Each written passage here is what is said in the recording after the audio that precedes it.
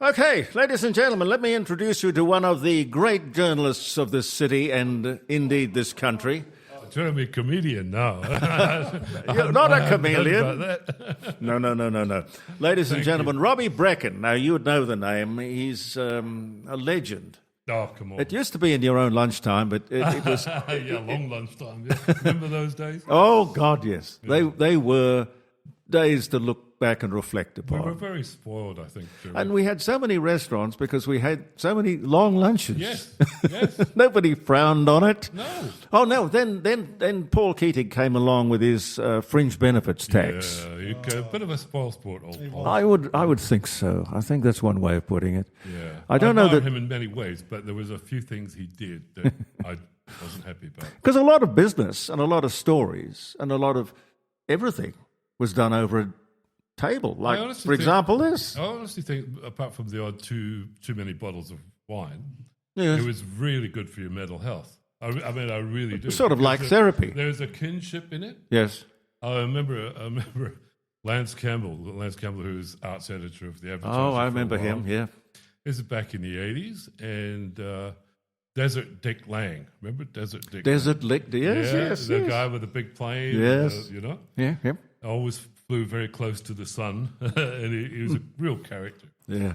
Anyway, Lance and I had been to a function before lunch, and we sort of wandered in very happy.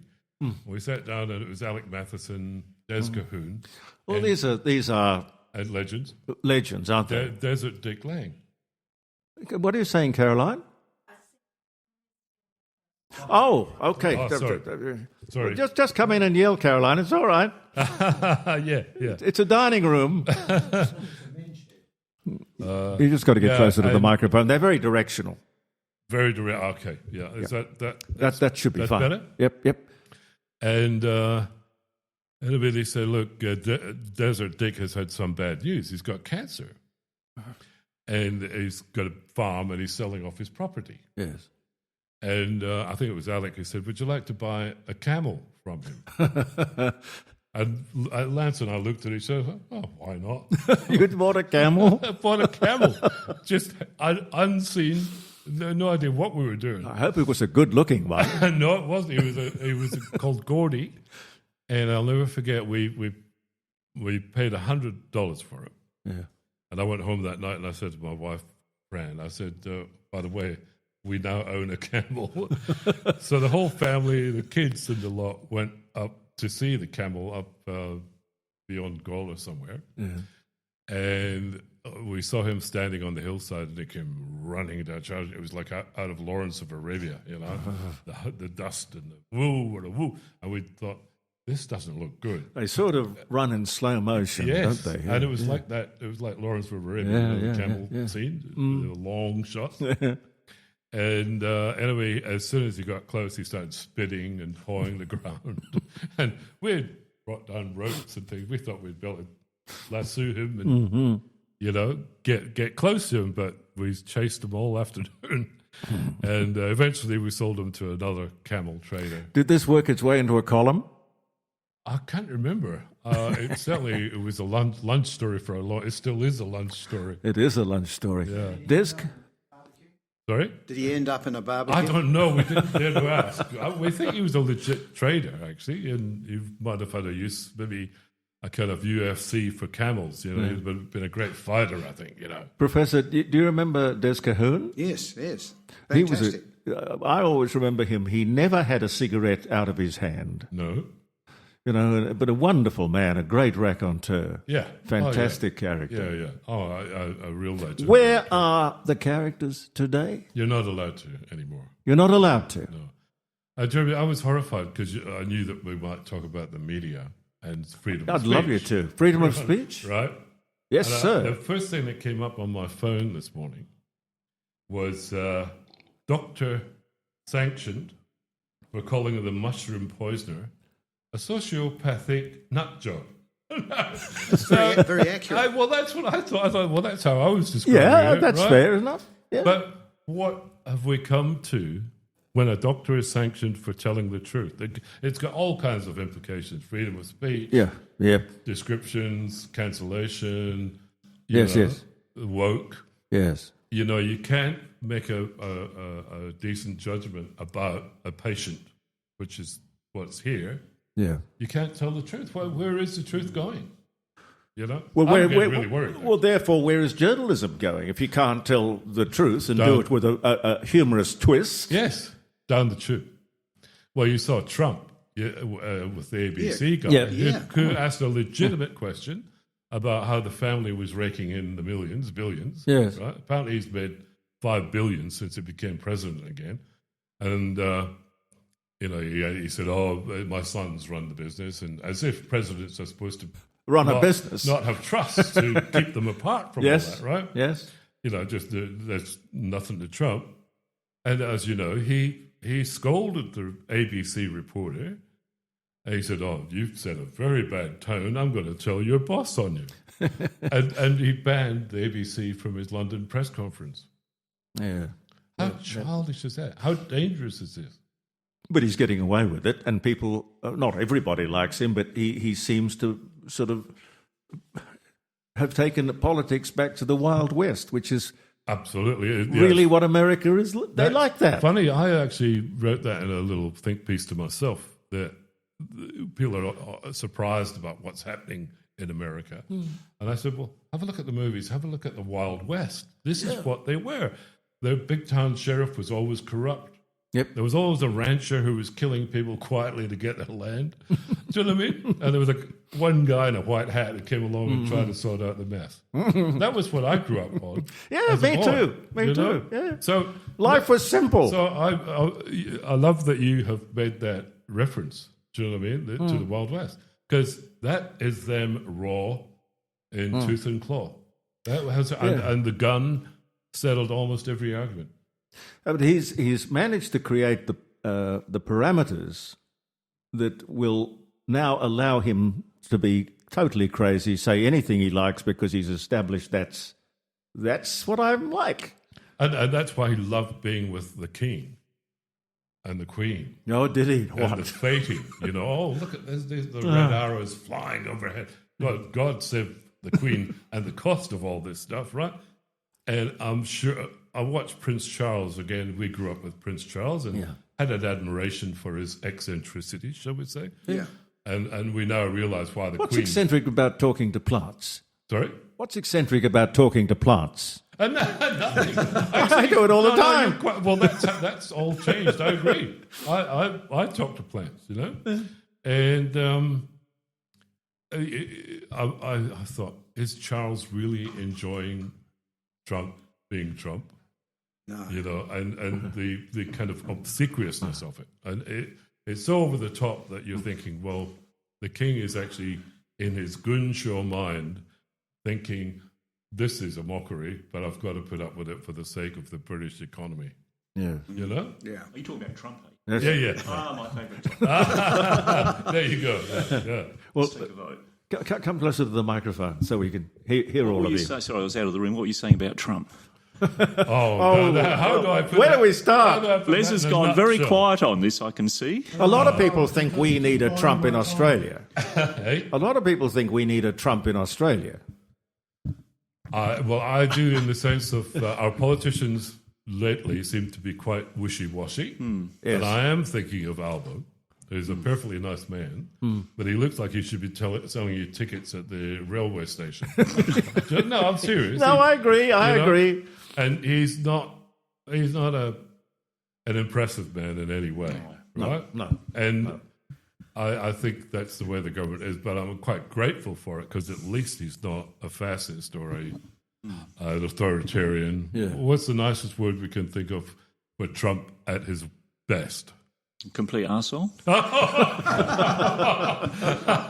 No, honestly, look, I don't mind some of his policies, but as a person, he's an absolute disgrace. Well, Les and I were talking about that. I, even as a critic of Trump, I think his critics go too far, that he does do some good things. And because he doesn't get credit for that, that enrages him even more and causes him to be even more authoritarian and vengeful. I mean, the vengeful nature is what worries me more than anything. He's vindictive. All the lawyers who are involved in the very legitimate court cases in 2024 against all the things he'd done have now been disbarred from government work, for example.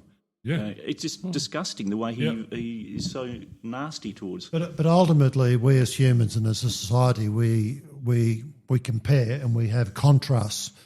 If you compare Albanese to Gough Whitlam, there's an immediate big difference. If you compare Albanese to Paul Keating, there's a huge difference. If you then look at the conservative side of politics and compare Albanese to our longest living Prime Minister, John Howard. You say to yourself, look at the contrast. Look at the American political landscape. Compare Trump to Biden. I mean, was Biden the president, or was he just keeping the seat warm? At least he was innocuous. Do you compare Trump against Obama? Do you compare Trump against the Bushes? But what you're saying... This is the problem that people need to grasp, is you need to compare and say, where is America going? And I say to people who dislike Trump, let's wait for the term. Let's see where America is in a few years' time and say, has America He's trying improved? to gerrymander that as well because he knows he's going to get booted out in midterms, or at least the party will be. So he's already manoeuvring to reallocate Texas, for example, to get over the line there. So it's just ongoing disgraceful behaviour. He's made it very clear he doesn't trust elections, right? Well, guess what? He's still banging on, even yesterday in London. Yeah. The barefaced lying is, Every time he opens his mouth, he's lying. I mean, yes, he has some good, I'm going to admit, yes, he has some qualities that make him a leader, okay?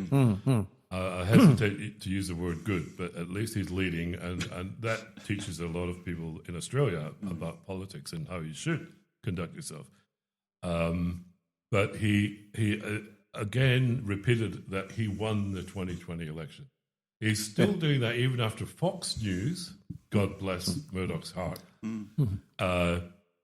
they got fined $1 billion Australian for allowing the outright lies about the Cambridge people who ran the voting systems. That's right, yeah. Okay. And yes, the other day we were seeing Jimmy Kimmel. That was the electronic voting. Okay, being banned by Trump, came from him. It came from Brendan Carr, who's the chair of the Federal Communications Commission. A total outright censorship for the wrong reasons, right? And I heard yesterday that I thought, well, how does Fox News get away with what it says? It puts there rubbish, right? Absolute rubbish. And they know they're doing it, right? And that $1 billion fine should have been enough to tone them down a little bit, right? I don't know what's going to happen with the succession with Lachlan. Will Lachlan be any more different? No, you've probably known Lachlan personally.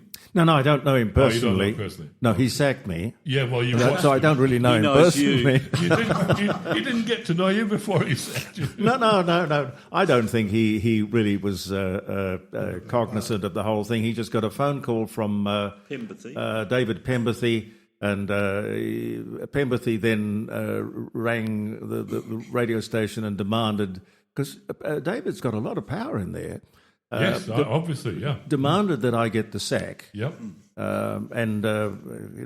Irrespective of what your contract said, which I don't care about contracts. I never wanted a contract. Yeah. But anyway, what you're saying though is that applies to politicians.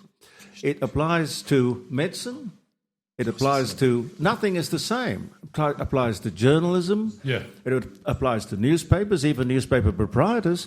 I mean, when Rupert's gone, what's the scene going to look like? Yeah, but can I make the comment about Lachlan will probably sell the printed newspaper business altogether. I can't see him persevering with it.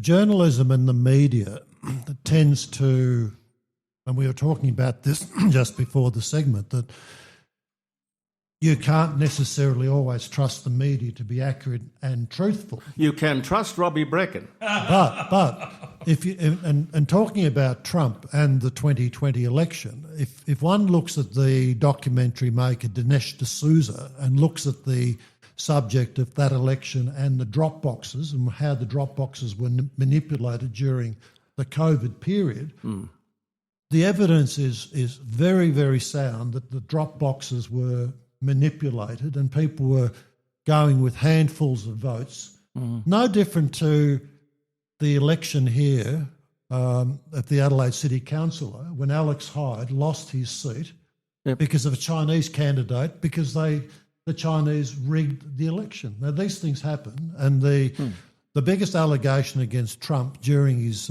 political career has been this allegation of Russian collusion. And that's just now been proven to be a totally false allegation. And yet for years and years and years, his opposition were fighting him, saying that you've colluded with the Russians to do all sorts of nasty things, but it just wasn't true. Les, I've got to come in there. The red carpet treatment, Trump, I was sickened by his behaviour. Here he's greeting a war criminal, forcing his soldiers, and remember he got out of getting called up for Vietnam by getting his rich dad to get his doctor to say he had bone spurs and wasn't fit to be a soldier, right? He gets it, and he hates soldiers. You know, he said McCain was not a war hero because he got captured. He's a loser. I mean, what kind of mentality are we talking about here? I mean, you can't put aside that sociopathic part of Trump. You can't go, oh, well, he's a great leader. Well, if he's a great leader, that's fine, but he's also a maniac. Right, and he's a very cruel and he's got the button. He's got the bomb. He's got the cruel man. The red button on the desk, and he's letting Netanyahu do his dirty work. He says, "Oh, Putin's let me down." He's again in London. Oh, Putin let me down. I thought he was my friend. Did they ever censor you or your columns? I'm not sure how newspapers work. No, I must say,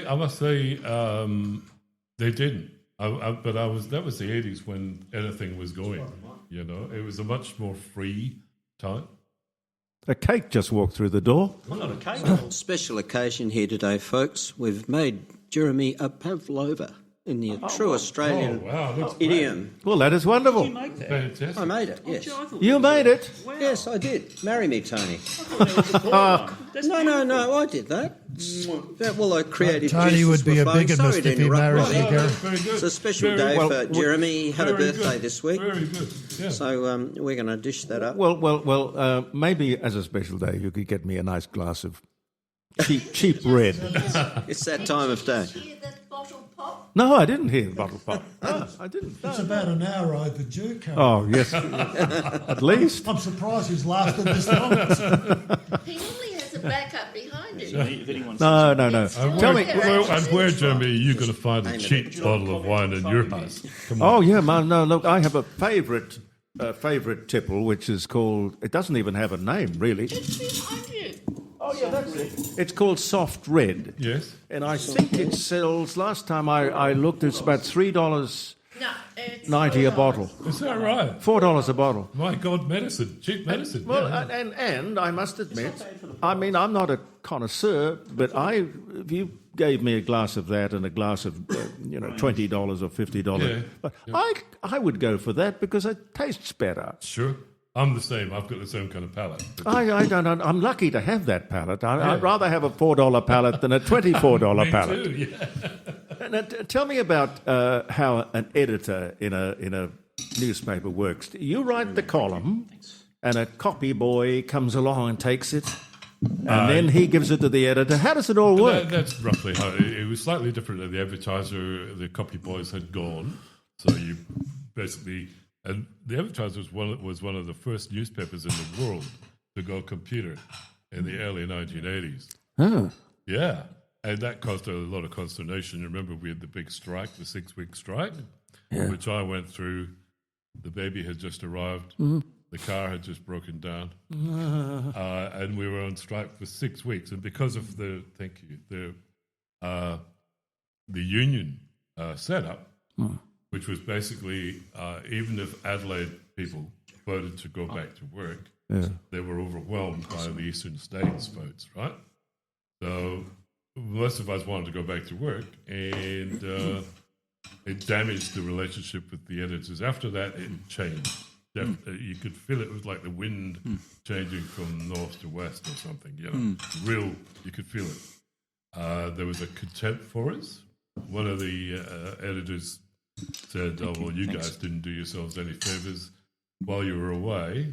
They were putting out an advertiser, a thin one. Yes. The editors. It's about as thin as it is now, isn't it? Well, yeah.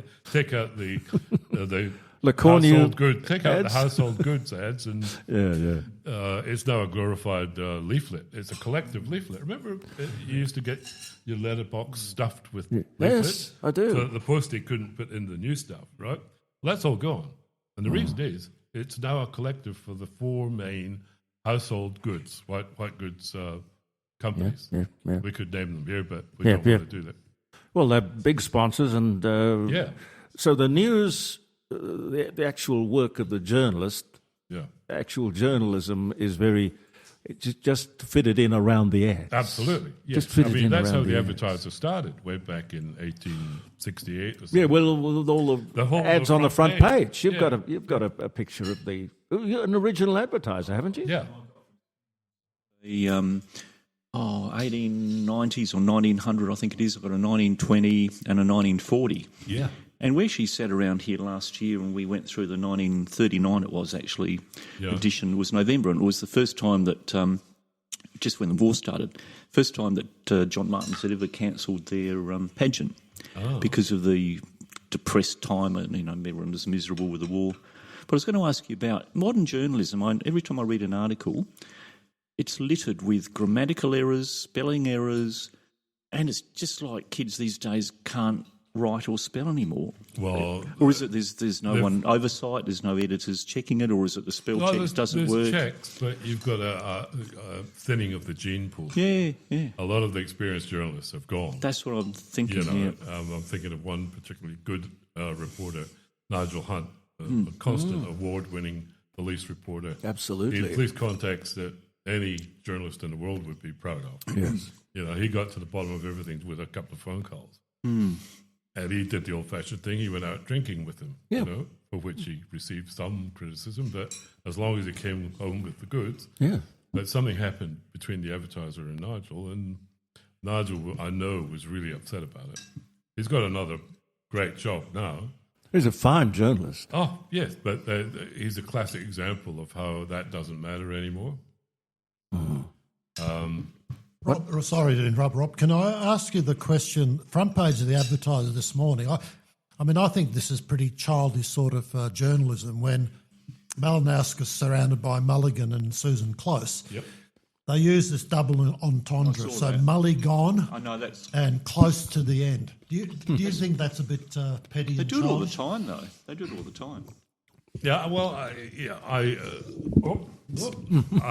I was always of the belief that there should be a balance between entertainment and information. As long as you got your facts right, if you're a little bit lighthearted, it didn't do any harm. So that's not a big problem. I wonder, But they do make a habit of it. Oh, yeah. But it shows that there's still life on Mars. You know what I mean? Yeah, but aren't you famous? Aren't you famous, or the Murdoch press famous for London bus found on Mars or Moon, or headless woman found in topless bar? Yes. Yeah. Oh, sure. Wonderful headlines. Yeah. Oh, yeah. Is there one person who's responsible for writing the headline? Usually there is. I know there was one guy at the Advertiser who was very funny and lots of irony. Because it's a talent, isn't it? It's a talent. And, well, remember the Truth headline about the erstwhile Prime Minister. And which one was that? The one who died on the job with a bang. Billy Snedden. Yeah. Billy Snedden, yes. I loved the Truth magazine. That was fantastic. Yeah, Truth. Well, the headline, I can't remember exactly. Was surrounded by folk. What was the headline? What was the headline again? I can't remember. Died on the job or something. Something like that. Yeah. But there was a great discussion as to whether it was Prue Acton who was with him. I think it emerged that it was, wasn't it? No, it wasn't. Maggie Tabor. Oh, who was it? It was, in fact, Lady McMahon. It was Sonia McMahon. This is the truth coming out now. Yeah. Now, seeing as everyone is dead, we can say all of this. Yes. Unless there's a way that they can sue from the grave. And there's probably a very clever lawyer out there working on that as we speak. They're not here to dispute it. No, that's right. Yeah. No, but at least it was a colourful way to go. I mean, if you were trying to pick a way to go. And the newspaper treated it with a little bit of satire and a little bit of lightness of being. Yes. Because it was funny and sad. Yeah. But a lot of folks would probably think, well, what a way to go, Indeed. But, yeah. Is the day of the hard-drinking, hard-living journalist over? Oh, yeah. I would say so, yeah. They're very What much a pity. university boys and girls, very serious people, which is fair enough. Yeah. But there's a lack of levity and it's kind of not much of a sense of humour about journalism. I mean, the Australian, I find very hard to read. It's got very good reporters, very solid. Yeah. But it's kind of just makes me weary reading about the stuff that they write about, Yeah. There's no fun. You can have fun, and like Murdoch perfected it with the London Sun. Yeah. That to me was a funny newspaper, but it was also it had a few facts in there as well. Do you think journalism, or do you think printed newspapers, that sort of journalism, is over? Well, I think journalism. I've become an addict of YouTube. Oh, yeah. And all the best television channel ever, isn't it? All the new podcasts, the rebel ones, and the Democrat aligned, a lot of them. Yeah. But they have kind of they've spread a bit of anarchy around. Yeah. And they're not afraid to use swear words, and they're not afraid to belittle the people that they're talking about. You'd never get away with it here. No. But there's a whole new form of journalism on YouTube. Funny the way that all sidesteps all the traditional broadcasting control laws about what you can say and how you can say it. Absolutely. We can say what we like here, including we played a clip this morning from that mining guy, Noonan, I think his name was, swearing about every four-letter word you could think of and more. And how we can't burn our own coal and uranium and all that. Yeah. But it's all entertaining. It certainly is. What about journalists, the power of the journalist? I'm thinking of a guy called Horace Greeley, who was a writer, a journalist for the New York Times, I suppose it was. And we're talking 1845, just after the Civil War, maybe. He wrote a headline, and the front page of the paper was, "Go West, young man." And they did. And they did in hundreds of thousands. Yes. And the power that one simple headline had, and his story about, forget New York, just pack up and go where the sun is shining and the opportunity. Never mentioned the Indians. They bought Louisiana What? from the French, and people could cross the country. Oh, the Louisiana Purchase, you mean? How do the French get it? It's not their country. Oh, well, the French had Louisiana. New Orleans, of course. New Orleans, yeah. That sort of power of a journalist. You don't have the concentration of power anymore. Like, even the advertiser in the 80s, I remember people like Cahoon had power. Yeah, but everybody read him. Robbie Brechin, you were the personalities of the medium, and they didn't buy the paper, they bought you. They followed you. They bought the paper because they wanted to read you. Yeah, really? Yeah. If only I'd known at the time, I'd have been much better paid than I was. Well, yeah. Very kind of you to say that. No, it's true. But I must admit, while I was writing, I didn't realise the power I had.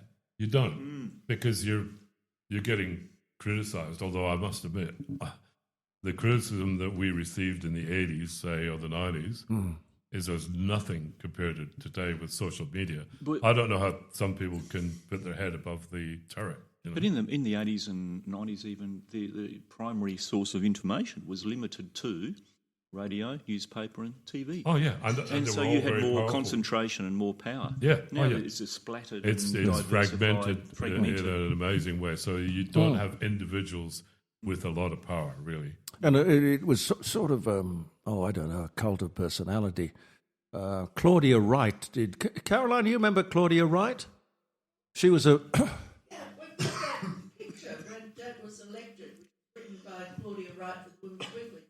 Yeah, well, people followed Claudia Wright. She had enormous power. She was like that woman who ran Vogue.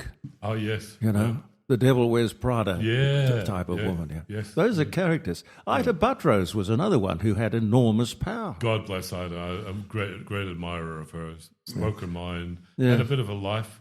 Had a bit of a thing with Mr. Packer. A lot of people did. You know, he was he was quite a man. Is that right? Yeah. But again, I mean, even the entrepreneurs of today He's a big man. are a bit lacking in personality and character. I mean, Packer walked into a room and you knew it without even looking up. Yes. Right? Yeah. And his son, Jamie, he's got problems, psychological.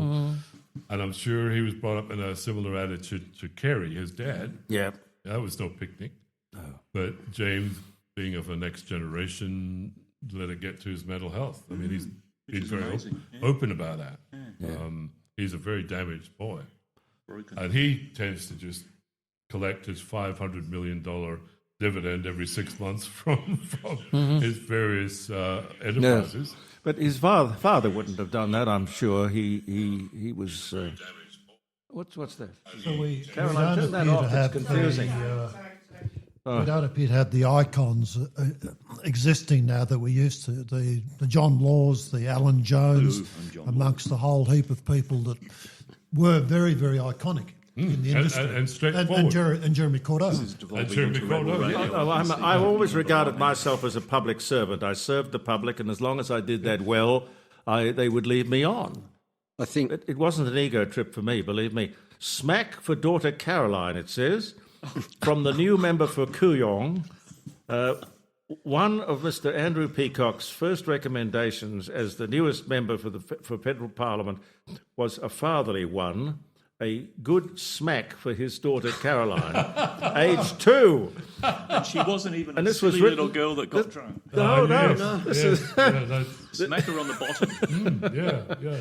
Well, So the father-in-law was your role model, Jeremy.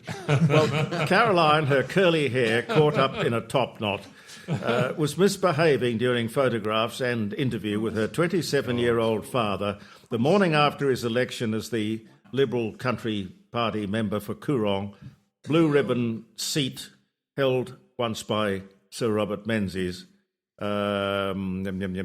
Claudia Wright. Andrew Peacock is even better looking than his photographs. His black wavy hair and touches of grey. I think she's got the hots for him. But a lot of people did, I believe. Oh, yeah. He was very charismatic, Andrew. I remember sitting beside him in a TV studio or something, and he swept in, and he was talking about Janine Haynes. Yes. And he goes, the rubbish. Yeah. She couldn't run a bath. A very sort of, and again, a guy who made an impact. And he had his critics, of course. What did they call him? A horse inference, like he was a pony, a show pony. Yes. The cult from Coorong or whatever they. From Kooyong. Yeah, that's what they called him. But they're getting thinner on the ground. And I mean, I mentioned Albo earlier. He's typical of the kind of technocratical kind of guy, like John Bannon was in his own way. Yeah. Very bookish, very proper, lovely guy. Yeah. And he was very unlucky with the state bank, as we know. I mean, Well, it wasn't his doing. He just picked the wrong bloke to run it. That's the problem. he's the kind of guy who would check his minders' credit cards just to make sure that everything was tickety-boo. Yeah. And he had a company Sigma, a government Sigma, I think at the time. Yeah. And he put retreads on the Sigma, right? Yeah. No, he was a good guy. I like John Bannon. And for him to be caught in the trap of the state bank, which was the doing of somebody else that we I think he's gone as well. He's gone too, yes. He was crazy. Tim Marcus Clark. Yeah. Wilkinson's made a bit of a dent. Yes. She has. She's a character and a force to be reckoned with. Yes. Yeah. But she doesn't have a job at the moment. Well, it's gone a bit quiet, yes. Yeah. But only because she spoke probably the truth. But she's selling her house for $23 million. Yeah. Perfectly reasonable. My kind of socialist. Yeah. There's no doubt about the left when it comes to money. Yeah, she's married to the former rugby player, Yes. of course, Yes. turned author. And a great author. He's been on the show several times. Yeah. I don't know good how he writer. turns out so many books, but Well, he's got a lot does. of researchers. Oh, I didn't know that. Let's put it that way, yeah. Oh. He's very much a name Yeah. to be turned. Remember the fuss about Jamie Oliver not that long ago? There was a children's book, Indigenous. Oh, yes. book. What Jamie Oliver was doing, writing an Australian Indigenous children's book. But apparently it emerged because it caused a furore because there was black magic involved, and it was kind of very kind of patronising Indigenous people, right? And it emerged that Jamie, as publishers often do, they go along to press down. They've got a book to sell. Like, I know who could sell this book. You know, maybe Jamie was about to do a tour of Australia or something. Yeah. How about we put your name on this, right? And Jamie's got, so I've got failing Italian restaurants or something, you know. He's not as rich sometimes as he seems to be, as often all rich people are. They're losing money as much as they're winning money, you know. Yeah, well, but it depends upon when you meet them. The project on the corner of King William Street in North Terrace That's fell the flat. one. That was beautiful. That was called Jamie's. It was beautifully It done, was but it didn't palatial. work. No. And, you know, I wonder how much he had an actual hand in it, you know. Yeah. But that was when people went, oh, is that right? A celebrity will put their name to a book that they possibly haven't even read. Let alone We written. need You know one what I called. mean? We need a restaurant called Nigella and invite her over. Now that would work. Now, there's a woman with personality. Oh, she is and unbelievable. sass. You know, she she's lights up a very, room just very by, good. you know. Yep, and- yep. She's very spunky. Yeah. Well, that's But what I was it's not- alluding to. But she's also, it's more than just spunk, it's more than just her Yeah, beauty. she's it's clever. her attitude. I mean, her dad was a famous Yes. politician. Yes. He What was his name? He was Chancellor of the He was Chancellor, Exchequer. yeah. That's right. He was quite the guy. Nigel? A knighted fellow. Nigel Lawson. Yeah. Nigel Lawson. That's right. Yeah. Good Robbie British. Brechin is my guest, along with Gary and Tony and Les and Caroline down the end of the table, consuming. Have you got some cake, darling? Yes. Ah, good girl. John's on the line. Hello, John. Hi, Jeremy. How are you? And to the panel. Too many names for me to remember. Well, it's not such a. I don't know what the collective noun would be. A gaggle. A gaggle? A gaggle of people. Radio people. What's on your mind, John? Well, I want to tell you, you know how Pat's had her issues with the diabetes and that. Oh, yeah. Well, she had to go across to GP Plus to, well, supposedly to see a doctor that comes down from Flinders. Yes. And when she had made the appointment, I've always asked for afternoon appointments, but he doesn't come down. Well, he comes down in the morning and he's gone by midday. Anyway, a friend of ours normally helps Pat out, but he couldn't because he had other commitments. Yeah. So we had to get, I rang Marion Council to see if they'd help. No, but they gave me the name of a company that could help. So I said, what's the name? And it says Driving Miss Daisy. Driving Miss Now- Daisy. Good name. Yeah, but my distance from my home to the Domain and back again would come under a mile there and back, Yeah. right? Yeah. The cost, and don't get me wrong, the person that helped Pat, he was absolutely brilliant with it, but the cost for an hour and a quarter, Yeah. $122.50. $122.50 just for driving. What sort of distance? As I said, a mile all up. A mile. Yeah, All up. half a mile over there and half a mile to come back. Half a mile there, half a mile back. And who paid? Who And he paid did that? stay. And he did stay with Pat all through the thing, but Pat had been lied to because when she got there, instead of the doctor being there, a dietitian came out and wanted to run Pat through what Pat already knew about doing her blood sugars and taking her insulin. Yeah, well, I think there's a lot of over-servicing that goes on, John, and I don't know what it is about. It's probably about making the payment on the next Mercedes-Benz, but it was nice of that driver Ferrari, Lamborghini, Bentley. But it was nice of him to, even though it seems like an awful lot of money to drive Miss Daisy, half a mile there and half a mile back, but it was nice of him to stay with her for the procedure, which I'm sure she'd appreciate. Anyway, my dear boy, give Pat my love, will you? Thank you. Robbie Brechin's our special guest. You mentioned, yep. Jeremy, if I could just cut in here. After I retired from the ABC, I thought I'd like to do some voluntary work, and I did some driving for the Red Cross. Bless you. And my job was to pick up people from their homes and take them to hospital appointments. Yes. People who are otherwise not able to drive themselves. Be a few stories in there, I would think. Yeah. And they were lovely people. I really enjoyed that. I won't say why I stopped doing it. That's another story. But that was very cheap for them. The Red Cross basically did that as a free of charge thing. Yeah. And I would take them kilometres and kilometres. It's a volunteer thing, yeah. So it's a matter of organising a lot of the time. You know, we need to get umbrellas back where people are. I often wonder why we don't have people at the head of government or beside the head of government who are looking at issues, you know, such as the housing issue or the hospital ramping issue, and going, well, we've got to there must be a longer term solution to this. Let's stop banging our head against the wall.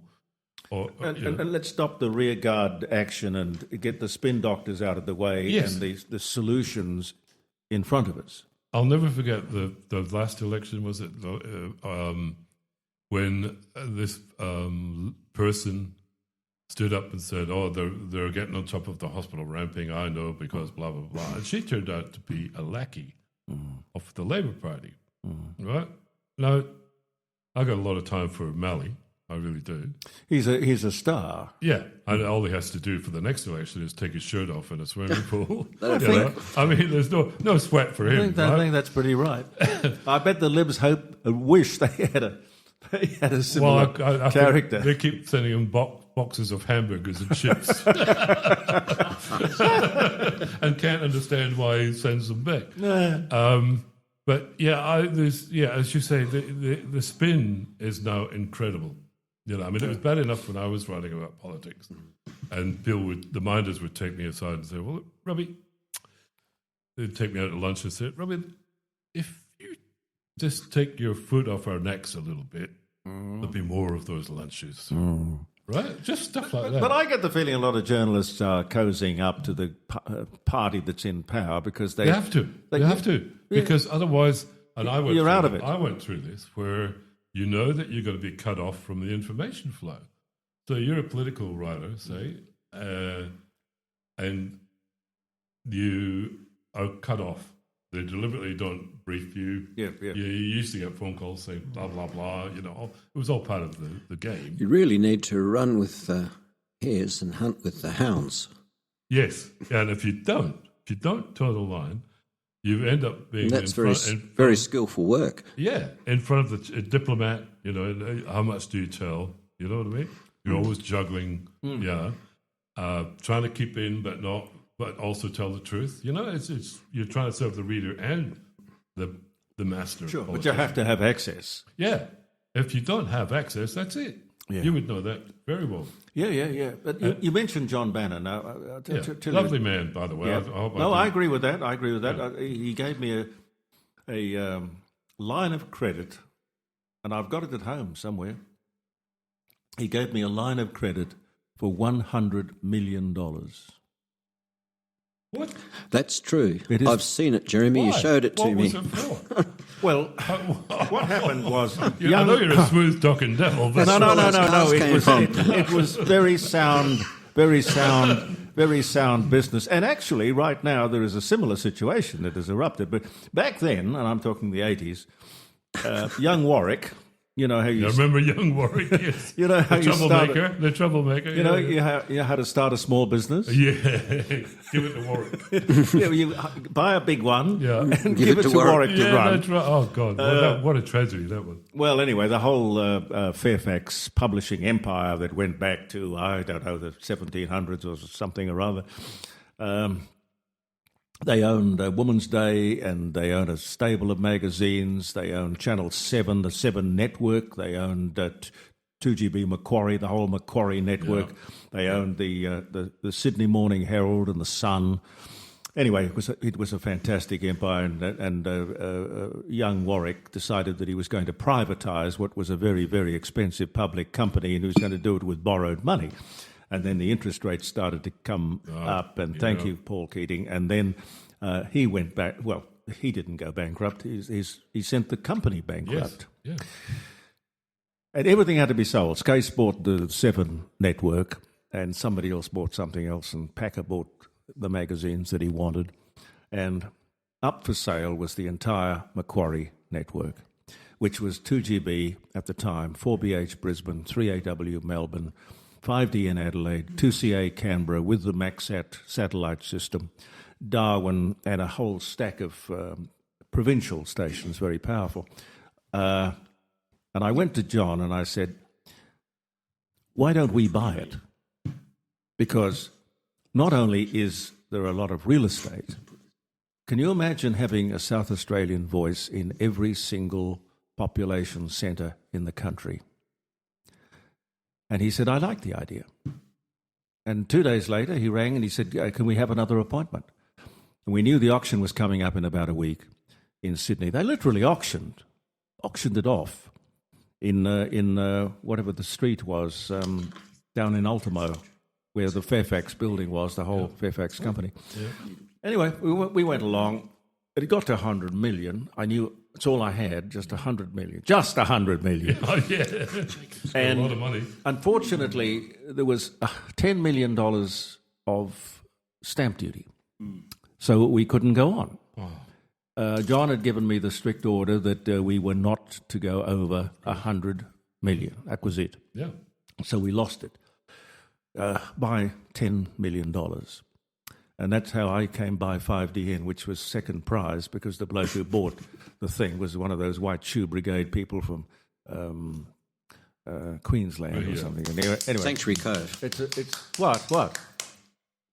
We've now broken the record. Oh, it's 12:30. Anyway, the point is the same thing. The same thing has happened because 9 Network or 9 Entertainment have got 2GB, 3AW, and 6PR and 4BC virtually on the market.